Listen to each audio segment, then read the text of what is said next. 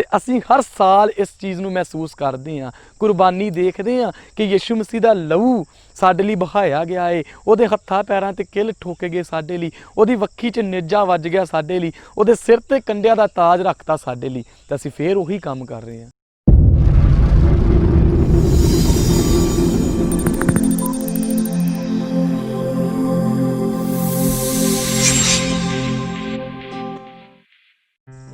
Hallelujah. ਸਭ ਨੂੰ ਯਿਸੂ ਮਸੀਹ ਦੇ ਸਾਮਰਥੀ ਜ਼ਲਾਲੀ ਪਵਿੱਤਰ ਤਵਾਹਿਦ ਨਾਮ ਵਿੱਚ ਜੈ ਮਸੀਹ ਦੀ। ਧੰਨਵਾਦ ਕਰਦੇ ਹਾਂ ਪ੍ਰਭੂ ਯਿਸੂ ਮਸੀਹ ਦਾ ਅੱਜ ਦੇ ਸਮੇਂ ਦੇ ਲਈ, ਇਸ ਸੁਨਹਿਰੀ ਘੜੀ ਦੇ ਲਈ ਜੋ ਸਾਨੂੰ ਨੇ ਦਿੱਤੀ ਹੈ ਕਿ ਅਸੀਂ ਪ੍ਰਭੂ ਦੇ ਕਲਾਮ ਵਿੱਚ ਕੁਝ ਗੱਲਾਂ ਸਿੱਖ ਸਕੀਏ। ਆਈਏ ਅਸੀਂ ਪ੍ਰਭੂ ਦੇ ਕਲਾਮ ਵਿੱਚੋਂ ਵੇਖਾਂਗੇ ਇਬਰਾਨੀਆਂ ਦਾ ਖੱਤ, ਉਹਦਾ 10 ਅਧਿਆਏ, ਉਹਦੀ ਪਹਿਲੀ ਆਇਤ ਤੋਂ, ਜਿੱਥੇ ਲਿਖਿਆ ਹੈ, ਸ਼ਰ੍ਹਾ ਜਿਹੜੀ ਆਉਣ ਵਾਲੀਆਂ ਚੰਗੀਆਂ ਵਸਤਾਂ ਦਾ ਪਰਛਾਵਾਂ ਹੀ ਹੈ, ਪਰ ਉਹਨਾਂ ਵਸਤਾਂ ਦਾ ਅਸਲੀ ਸਰੂਪ ਨਹੀਂ। ਕੋਲ ਆਉਣ ਵਾਲਿਆਂ ਨੂੰ ਜਿਹੜੇ ਵਰੇ ਦੇ ਵਰੇ ਸਦਾ ਇੱਕੋ ਪ੍ਰਕਾਰ ਦੇ ਬਲੀਦਾਨ ਚੜਾਉਂਦੇ ਹਨ, ਕਦੇ ਕਾਮਿਲ ਨਹੀਂ ਕਰ ਸਕਦੀ ਹੈ।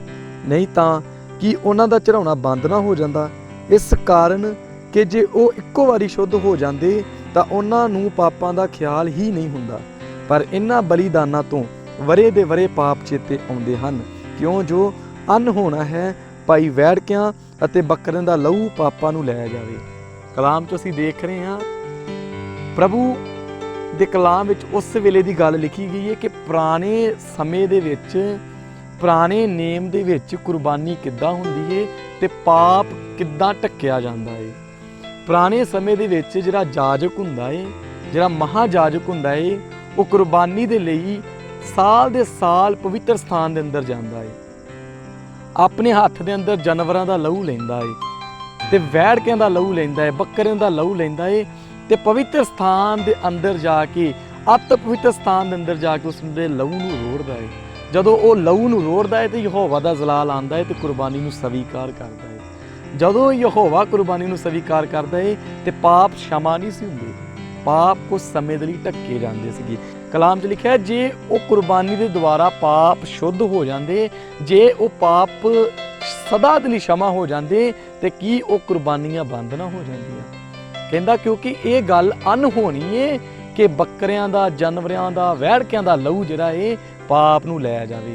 ਇਸ ਲਈ ਅੱਗੇ ਲਿਖਿਆ ਏ, ਇਸ ਲਈ ਉਹ ਸੰਸਾਰ ਵਿੱਚ ਆਉਂਦਾ ਹੋਇਆ ਆਖਦਾ ਹੈ, ਬਲੀਦਾਨ ਅਰ ਭੇਂਟ ਤੂੰ ਨਹੀਂ ਚਾਹਿਆ, ਪਰ ਮੇਰੇ ਲਈ ਦੇਹੀ ਤਿਆਰ ਕੀਤੀ।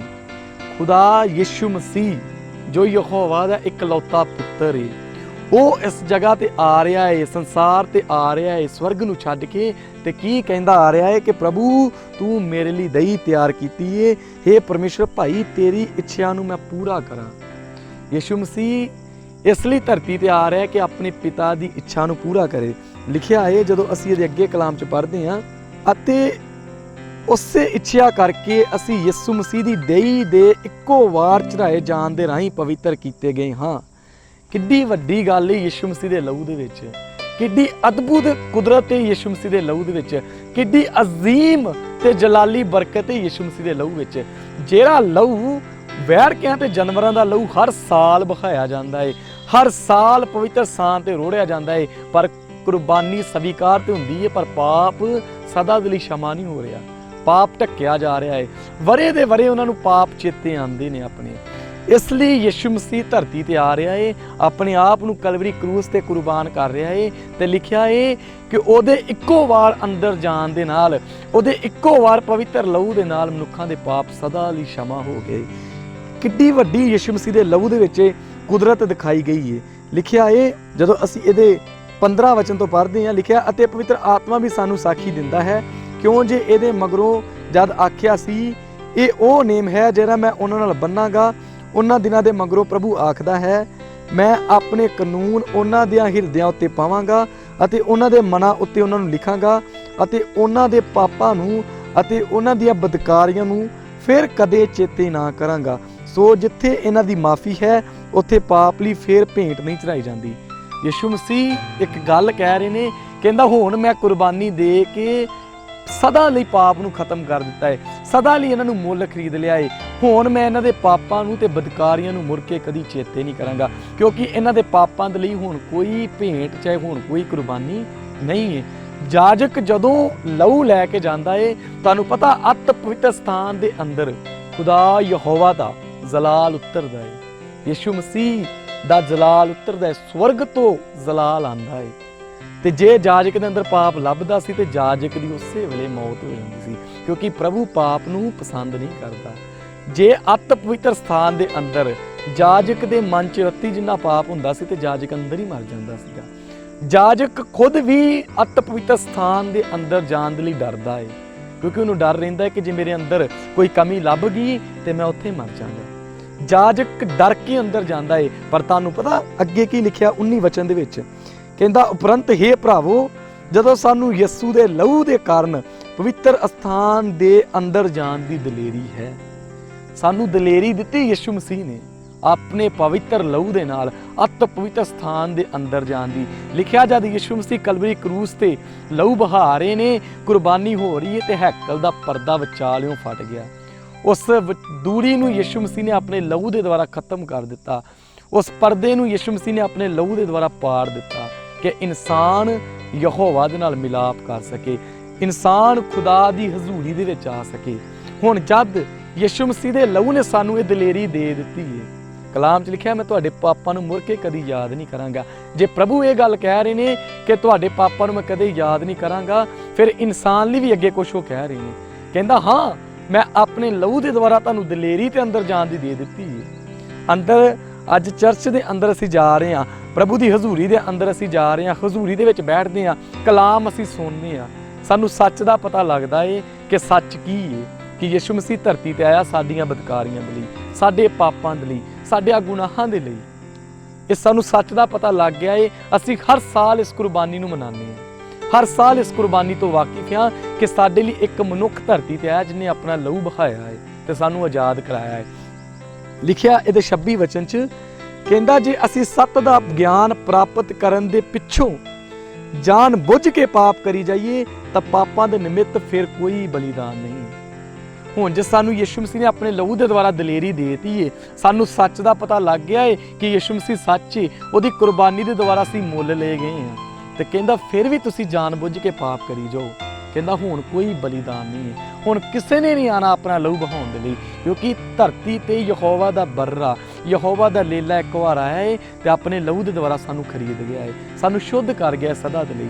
ਪਰ ਜੇ ਹੁਣ ਵੀ ਅਸੀਂ ਉਸੇ ਚੀਜ਼ ਵਿੱਚ ਫਸ ਜਾਾਂਗੇ, ਜਾਂ ਪਾਪ ਨੂੰ ਨਹੀਂ ਛੱਡਾਂਗੇ, ਜਾਂ ਬਦਕਾਰੀ ਨੂੰ ਨਹੀਂ ਛੱਡਾਂਗੇ ਗਿਆਨ ਪ੍ਰਾਪਤ ਕਰਨ ਦੇ ਪਿੱਛੋਂ ਵੀ, ਪ੍ਰਭੂ ਕਹਿੰਦਾ ਹੁਣ ਕੋਈ ਬਲੀਦਾਨ ਨਹੀਂ ਹੈ। ਇੱਕ ਐਗਜ਼ਾਮਪਲ ਮੈਂ ਦਿੰਦਾ, ਅਗਰ ਮੈਂ ਕੋਈ ਗਲਤੀ ਕਰਾਂ, ਮੇਰੀ ਗਲਤੀ ਦੇ ਕਾਰਨ ਮੇਰੇ ਮਾਂ-ਪਿਓ ਨੂੰ ਚੌਂਕ ਦੇ ਵਿੱਚ ਖਿਲਾਰ ਕੇ ਮੇਰੀ ਗਲਤੀ ਦੇ ਕਾਰਨ ਅਲਫ ਨੰਗਿਆਂ ਕੀਤਾ ਜਾਵੇ, ਉਹਨਾਂ ਦੀ ਕੁੱਟਮਾਰ ਕੀਤੀ ਜਾਵੇ। ਗਲਤੀ ਮੇਰੀ ਏ, ਮੇਰੇ ਮਾਂ-ਪਿਓ ਨੂੰ ਨੰਗਿਆਂ ਕੀਤਾ ਜਾ ਰਿਹਾ, ਉਹਨਾਂ ਨੂੰ ਕੁੱਟਿਆ ਜਾ ਰਿਹਾ ਹੈ, ਤੇ ਜੇ ਮੈਂ ਫਿਰ ਬਾਅਦ 'ਚ ਕਦੀ ਫਿਰ ਉਹ ਗਲਤੀ ਕਰਾਂ ਤੇ ਮੈਂ ਸਮਝਾਂਗਾ ਕਿ ਮੈਂ ਕੋਈ ਸਮਝਦਾਰ ਨਹੀਂ, ਕਿਉਂਕਿ ਮੈਂ ਆਪਣੇ ਮਾਂ-ਪਿਓ ਨੂੰ ਚੌਂਕ ਦੇ ਵਿੱਚ ਨੰਗਿਆਂ ਦੇਖ ਲਿਆ ਏ, ਮੈਂ ਉਹਨਾਂ ਨੂੰ ਕੁੱਟ ਪੈਂਦੀ ਦੇਖ ਲਈ ਏ, ਤੇ ਮੈਂ ਫਿਰ ਉਹ ਗਲਤੀ ਕਰਾਂ, ਹੋ ਹੀ ਨਹੀਂ ਸਕਦਾ, ਕਿਉਂਕਿ ਮੈਂ ਉਹਨਾਂ ਨੂੰ ਕੁੱਟ ਪੈਂਦੀ ਦੇਖੀ ਏ।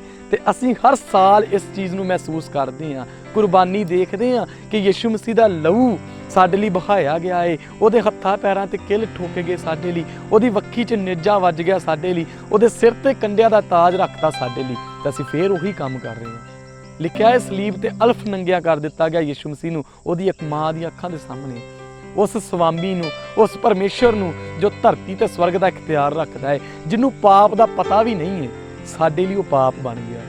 ਜਦੋਂ ਅਸੀਂ ਇਸ ਸੱਚ ਨੂੰ ਜਾਣ ਕੇ ਵੀ ਪਾਪ ਕਰਦੇ ਹਾਂ, ਪ੍ਰਭੂ ਕਹਿੰਦਾ ਹੁਣ ਕੋਈ ਬਲੀਦਾਨ ਨਹੀਂ ਹੈ। ਅੱਗੇ ਲਿਖਿਆ ਹੈ, ਇੱਕ ਵਾਰਨਿੰਗ ਦਿੰਦਾ ਹੈ ਪ੍ਰਭੂ, ਕਹਿੰਦਾ ਹੁਣ ਪਾਪਾਂ ਦੇ ਨਿਮਿਤ ਫਿਰ ਕੋਈ ਬਲੀਦਾਨ ਨਹੀਂ ਹੈ, ਪਰ ਨਿਉਂ ਦੀ ਭਿਆਨਕ ਉਡੀਕ ਅਤੇ ਅੱਗ ਦਾ ਸਰਨ ਬਾਕੀ ਹੈ, ਜਿਹੜੀ ਵਿਰੋਧੀਆਂ ਨੂੰ ਭਸਮ ਕਰ ਦੇਵੇਗੀ। ਕਹਿੰਦਾ ਜਿਹੜੇ ਹੁਣ ਵੀ ਸੱਚ ਦਾ ਗਿਆਨ ਪ੍ਰਾਪਤ ਕਰਨ ਦੇ ਪਿੱਛੋਂ ਪਾਪ ਕਰ ਰਹੇ ਨੇ, ਕਹਿੰਦਾ ਉਹਨਾਂ ਦਾ ਇੱਕ ਹੀ ਹੱਲ ਹੈ, ਹੁਣ ਕੁਰਬਾਨੀ ਤੇ ਕੋਈ ਨਹੀਂ ਹੈ, ਹੁਣ ਇੱਕ ਹੀ ਚੀਜ਼ ਹੈ, ਨਿਆਂ ਦੀ ਉਡੀਕ ਤੇ ਅੱਗ ਦਾ ਸਰਨਾ। ਨਰਕ ਦੀ ਅੱਗ ਜਿਹੜੀ ਭਿਅੰਕਰ ਅੱਗ ਹੈ, ਉਹਦੇ ਵਿੱਚ ਯਹੋਵਾ ਸੁੱਟੇਗਾ, ਉਹਦੇ ਵਿੱਚ ਯਿਸੂ ਮਸੀਹ ਸੁੱਟੇਗਾ ਜਿਨ੍ਹਾਂ ਨੇ ਸੱਚ ਦੇ ਗਿਆਨ ਪ੍ਰਾਪਤ ਕਰਨ ਦੇ ਪਿੱਛੋਂ ਵੀ ਗੁਨਾਹ ਕੀਤੇ ਨੇ, ਜਿਨ੍ਹਾਂ ਨੇ ਤੋਬਾ ਕੀਤੀ, ਤੋਬਾ ਕਰਨ ਤੋਂ ਬਾਅਦ ਫਿਰ ਉਹੀ ਚੀਜ਼ ਵਿੱਚ ਫਸ ਜਾਂਦੇ ਨੇ। ਕਈ ਬਪਤਿਸਮਾ ਲੈਂਦੇ ਨੇ, ਬਪਤਿਸਮਾ ਲੈਣ ਤੋਂ ਬਾਅਦ ਫਿਰ ਉਹੀ ਕੰਮਾਂ ਵਿੱਚ ਵਰ ਜਾਂਦੇ ਨੇ। ਪ੍ਰਭੂ ਕਹਿੰਦਾ ਜਦੋਂ ਤੁਹਾਨੂੰ ਸੱਚ ਦਾ ਗਿਆਨ ਪ੍ਰਾਪਤ ਕਰ ਲਿਆ ਹੈ, ਤੁਸੀਂ ਜਦੋਂ ਤੁਹਾਨੂੰ ਸੱਚ ਦਾ ਪਤਾ ਚੱਲ ਗਿਆ ਹੈ, ਕਲਾਮ ਦਾ ਪਤਾ ਚੱਲ ਗਿਆ, ਤੁਸੀਂ ਫਿਰ ਵੀ ਪਾਪ ਕਰੀ ਜਾਓ, ਹੁਣ ਕੋਈ ਬਲੀਦਾਨ ਨਹੀਂ ਹੈ। ਲਿਖਿਆ ਜਿਸ ਕਿਸੇ ਨੇ ਮੂਸਾ ਦੀ ਸਲਾਹ ਦੀ ਟਾਲਣਾ ਕੀਤੀ ਹੋਵੇ ਉਹ 2 ਜਾਂ 3 ਗਵਾਹਾਂ ਦੀ ਗਵਾਹੀ ਨਾਲ ਬਿਨਾਂ ਤਰਸ ਕੀਤਿਆਂ ਮਾਰਿਆ ਜਾਂਦਾ ਸੀ, ਤਾਂ ਤੁਹਾਡੇ ਖਿਆਲ ਵਿੱਚ ਉਹ ਕਿੰਨੀ ਕੁ ਹੋਰ ਵੀ ਕਰੜੀ ਸਜ਼ਾ ਦੇ ਯੋਗ ਠਹਿਰਾਇਆ ਜਾਵੇਗਾ। ਜਿਹਨੇ ਪਰਮੇਸ਼ਰ ਦੇ ਪੁੱਤਰ ਨੂੰ ਪੈਰਾਂ ਹੇਠ ਲਤਾੜਿਆ ਅਤੇ ਨੇਮ ਦਾ ਲਹੂ ਜਿਹਦੇ ਨਾਲ ਉਹ ਪਵਿੱਤਰ ਕੀਤਾ ਗਿਆ ਸੀ ਐਵੇਂ ਕਿਵੇਂ ਜਾਣਿਆ ਅਤੇ ਕਿਰਪਾ ਦਾ ਆਤਮਾ ਦਾ ਅਪਜਸ ਕੀਤਾ। ਤੁਹਾਨੂੰ ਪਤਾ ਕੀ ਗੱਲ ਹੈ, ਕੀ ਕਹਿਣਾ ਚਾਹ ਰਿਹਾ ਪ੍ਰਭੂ ਯਿਸੂ ਮਸੀਹ? ਕਹਿੰਦਾ ਜਿਹੜਾ ਮੈਨੂੰ ਜਾਣ ਕੇ, ਮੇਰੇ ਕਲਾਮ ਨੂੰ ਜਾਣ ਕੇ, ਮੇਰੀ ਕੁਰਬਾਨੀ ਤੋਂ ਵਾਕਿਫ ਹੋ ਕੇ ਫਿਰ ਉਸੇ ਗਲਤੀ ਵਿੱਚ ਪੈ ਜਾਂਦਾ ਹੈ, ਫਿਰ ਪਾਪ ਤੋਂ ਨਹੀਂ ਮੁੜਦਾ। ਪ੍ਰਭੂ ਕਹਿੰਦਾ ਹੈ ਉਹ ਮੇਰੀ ਦੇਹ ਨੂੰ ਤੇ ਮੇਰੇ ਲਹੂ ਨੂੰ ਪੈਰਾਂ ਥੱਲੇ ਮਿੱਧਦਾ ਹੈ, ਮੇਰੇ ਲਹੂ ਨੂੰ ਤੇ ਮੇਰੀ ਪਵਿੱਤਰ ਦੇਹ ਨੂੰ ਪੈਰਾਂ ਥੱਲੇ ਮਿੱਧਦਾ ਹੈ। ਸਾਡੇ 'ਚ ਕੋਈ ਚਾਹੁੰਦਾ ਹੈ ਕਿ ਅਸੀਂ ਆਪਣੇ ਪਰਮੇਸ਼ਰ ਨੂੰ ਪੈਰਾਂ ਥੱਲੇ ਰੋਂਦੀਏ ਜਾਂ ਉਹਦੀ ਦੇਹ ਨੂੰ ਪੈਰਾਂ ਥੱਲੇ ਮਿੱਧੀਏ? ਜੇ ਅਸੀਂ ਪ੍ਰਭੂ ਨੂੰ ਜਾਣਦੇ ਹੋਏ ਵੀ ਗਲਤੀ ਕਰਦੇ ਹਾਂ, ਜਾਣਦੇ ਹੋਏ ਵੀ ਪਾਪ ਕਰਦੇ ਹਾਂ, ਫਿਰ ਅਸੀਂ ਇਵੇਂ ਹੀ ਕਰਦੇ ਹਾਂ। ਅਸੀਂ ਪ੍ਰਭੂ ਦੀ ਕੁਰਬਾਨੀ ਦੇ ਉੱਤੋਂ ਦੀ ਲੰਘਦੇ ਹਾਂ, ਆਪਣੇ ਪੈਰਾਂ ਨੂੰ ਯਿਸੂ ਦੇ ਲਹੂ ਥੱਲੇ ਰੱਖਦੇ ਹਾਂ। ਯਿਸੂ ਮਸੀਹ ਦਾ ਲਹੂ ਅਸੀਂ ਪੈਰਾਂ ਥੱਲੇ ਮਿੱਧਦੇ ਹਾਂ, ਰੋਂਦ ਦਿੰਦੇ ਹਾਂ ਜੇ ਅਸੀਂ ਜਾਣ ਬੁੱਝ ਕੇ ਗਲਤੀ ਕਰਦੇ ਹਾਂ। ਕੋਈ ਬੰਦਾ ਅੱਜ ਅੰਨੇ ਜਾਤੀ ਜਾਂ ਕੋਈ ਹੋਰ ਕਾਸਟ ਦਾ ਬੰਦਾ ਸਾਡੇ ਧਰਮ ਦੇ ਖਿਲਾਫ ਬੋਲਦਾ ਤੇ ਅਸੀਂ ਝੱਟ ਖੜੇ ਹੋ ਜਾਂਦੇ ਹਾਂ, ਪਰ ਅਸੀਂ ਰੋਜ਼ ਕਲਾਮ ਨੂੰ ਜਾਣਦੇ ਹੋਏ ਵੀ ਆਪਣੀਆਂ ਭੈੜੀਆਂ ਆਦਤਾਂ ਨਹੀਂ ਛੱਡ ਰਹੇ ਤੇ ਅਸੀਂ ਰੋਜ਼ ਯਿਸੂ ਮਸੀਹ ਦੇ ਲਹੂ ਦੀ ਤੇ ਉਹਦੀ ਕੁਰਬਾਨੀ ਦੀ ਬੇਇੱਜ਼ਤ ਕਰਦੇ ਪਏ ਹਾਂ। ਉਹਦੀ ਕੁਰਬਾਨੀ ਨੂੰ ਐਵੇਂ ਹੀ ਜਾਣਦੇ ਹਾਂ, ਉਹਦੇ ਆਤਮਾ ਨੂੰ ਐਵੇਂ ਹੀ ਜਾਣਦੇ ਹਾਂ। ਪ੍ਰਭੂ ਕਹਿੰਦਾ ਹੈ ਫਿਰ ਤੁਹਾਡੀ ਸਜ਼ਾ ਕਿੰਨੀ ਕੁ ਕਰਰੀ ਹੋਵੇਗੀ। ਜੇ ਕਹਿੰਦਾ ਮੂਸਾ ਦੀ ਸਲਾਹ ਦੇ ਮੁਤਾਬਿਕ ਕੋਈ ਗਲਤੀ ਹੁੰਦੀ ਸੀ ਤੇ 2-3 ਗਵਾਹਾਂ ਦੇ ਕੋਲ ਉਸ ਗਲਤੀ ਨੂੰ ਮੰਨ ਕੇ ਤੇ ਉਹਨੂੰ ਬਿਨਾਂ ਤਰਸ ਮਾਰਿਆ ਜਾਂਦਾ ਸੀ, ਤੇ ਜਿਹੜਾ ਜਾਣ ਬੁੱਝ ਕੇ ਗਲਤੀ ਕਰਦਾ ਹੈ ਕਹਿੰਦਾ ਉਹਦੀ ਸਜ਼ਾ ਕਿੰਨੀ ਵਧੇਕ ਹੋਏਗੀ। ਕਿਉਂ? ਕਿਉਂਕਿ ਉਹਨੇ ਮੇਰੀ ਕੁਰਬਾਨੀ ਨੂੰ ਵੇਖਿਆ ਹੈ, ਉਹਨੇ ਮੇਰੀ ਬਹਿੰਦੇ ਲਹੂ ਨੂੰ ਮਹਿਸੂਸ ਕੀਤਾ ਹੈ, ਉਹਨੇ ਕਲਾਮ ਚੋਂ ਪੜ੍ਹਿਆ ਹੈ ਕਿ ਯਿਸੂ ਮਸੀਹ ਨੇ ਮੇਰੇ ਲਈ ਇਹ ਸਭ ਕੁਝ ਕੀਤਾ ਹੈ।